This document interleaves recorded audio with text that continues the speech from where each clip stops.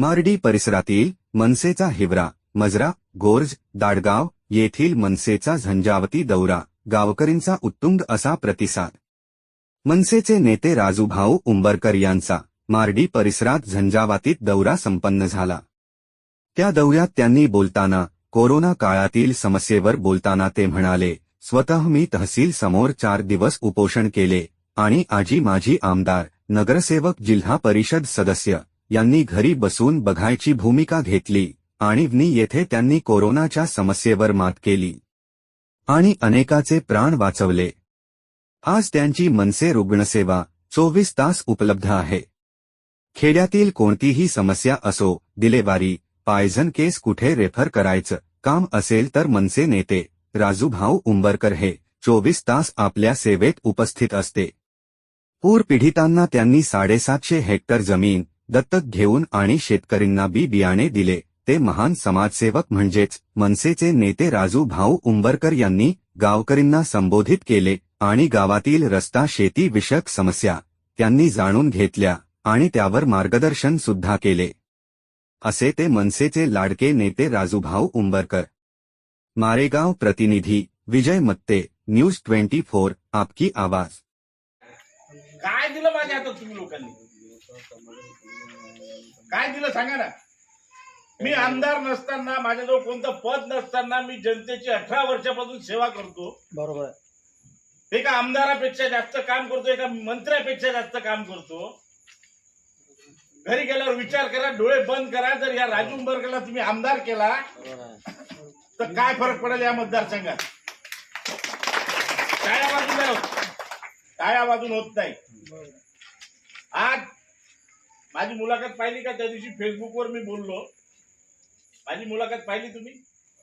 मी काय बोललो फेसबुकवर की या माझ्या मतदारसंघामध्ये मी याच्या अगोदर 8 वर्ष अगोदर बोललो होतो, ज्याप्रमाणे कास्तकार आत्महत्या करत आहेत त्याचप्रमाणे जर असाच मतदारसंघ राहिला तर माझे युवक आत्महत्या करतील.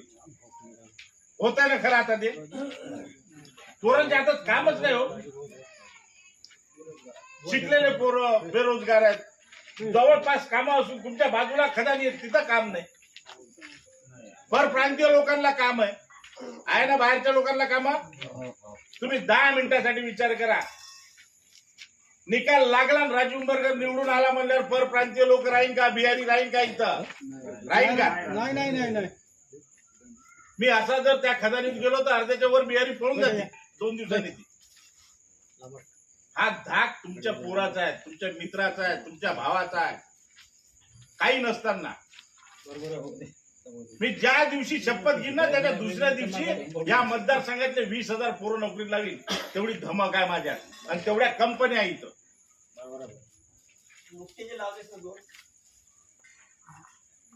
2 लावले म्हणजे माझ्या हातात आहे का? मी रोजगार मेळावा घेतला. सकाळी 8 वाजता रोजगार मेळावा चालू झाला, संध्याकाळी 9 वाजता संपला. 7,000-7,500 मुलांना अपॉइंटमेंट लेटर दिलं, पत्र दिलं नोकरीला जॉईन व्हायचं. त्याच्यातले 4,000-4,500 मुलं आजही कंपनीत नोकरी करतायत. हे कुणाला सुचलं? कुणाला नाही सुचत. मला इथं लागते, माझ्या मतदारसंघात काही झालं ना इथं लागते. पूर आला ना त्यावेळेस मी पहिल्यांदा जाऊन गेलो. हे सगळे लोक, काही लोक गाव सोडून स्थलांतर झाले, शाळेमध्ये ठेवले होते, त्यांच्या घरातलं अनाजही भिजलं होतं. मी त्यांना ज्यावेळेस पाहायला गेलो ना त्या शाळेत, त्या मायमावल्या मला सांगत होत्या की दादा आमच्या घरातलं अनाजही भिजलं रे. मी त्यांना शब्द दिला की तुम्ही घरी पोहोचायच्या अगोदर तुमचा भाऊ तुमच्या घरी अनाज आणून दे. दिला शब्द तो पूर्ण केला मी. जसं पाणी उतरलं, माझ्या माय मावल्या घरी गेल्या, घरदार साफ करायच्या अगोदर त्यांच्या हातात मी 15 दिवसाचं किट दिलं अनाजाचं. हे मला कोणी सांगायला नव्हतं आलं. मग मला कास्तकारांनी सांगितलं की आता जनावरांच्या चाऱ्याचा प्रश्न आहे, कारण तो सगळा गाळ असा वर आलेला होता आणि ते जनावर खात नाही. जनावरांच्या खाद्यासाठी आंध्रातून, त्याच्यानंतर करंजीतून, जळगाव तुम्ही ट्रकच्या ट्रक बोलवली आणि ते 4 ते ऑटो, त्याला तुम्ही काय म्हणता, छोटा हत्ती, त्यांनी गावागावात पाठवले. आहे तुम्ही साक्षीदार सगळेजण. काय केलं आमदारांनी? हो, आमदार होता ना, पदार होता ना, सत्तेवर होता ना, काय केलं? त्याच्यानंतर 2दा पूर येऊन गेला, कास्तकाराची जमीनही वाहून गेली होती. बियाणं वाटलं ना तुमच्या साक्षीन मी? तुम्ही होते ना सगळे समोर. 2 दिवस बियाणं वाटायला लागले मला, 2 दिवस. 7,500 एकरला बियाणं वाटलं. 7,500 एकरला बियाणं वाटलं. मी काय आमदार होतो, खासदार होतो, मंत्री होतो? पण माझ्या मनात भीती होती की माझा अल्पभूधारक शेतकऱ्यांनी स्वतःच्या जीवाचं काही बरं वाईट नाही केलं पाहिजे. त्याच्यानंतर माझ्या लक्षात आलं की त्याला पीकच झालं नाही. समजा एखाद्याच्या पोरीचं लग्न काढलेलं असेल, तिची तारीख काढलेली असेल आणि त्या पोरीचं लग्न पैशाच्या अभावी समजा दूर ढकललं तर त्या पोरीच्या मनावर काय परिणाम होईल? लगेच दुसरी घोषणा केली मी की अल्पभूधारक कास्तकाराच्या मुलीचं लग्न थांबणार नाही, तारीख पुढे होणार नाही. राजू उंबरकर तिचा भाऊ म्हणून तिच्या पाठीची उभा राहून तिचं लग्न मोठ्या थाटामाटात करून देत. लग्नच नाही तर पहिल्या बाळांपर्यंत तिची जबाबदारी मी भाऊ म्हणून स्वीकारतो.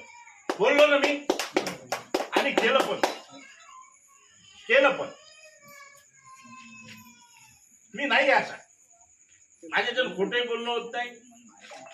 तुम्ही आठवलं या रस्ता आधी करून आठवलं अर्ध्या दूर जाऊन आहे हा, 1 किलोमीटर. बरोबर आहे रे बा. तेव्हापासून आता आज धरून होतो, तुमचीच वाट पाहत होतो. वाटकाल माझा फोन आहे ना हातात.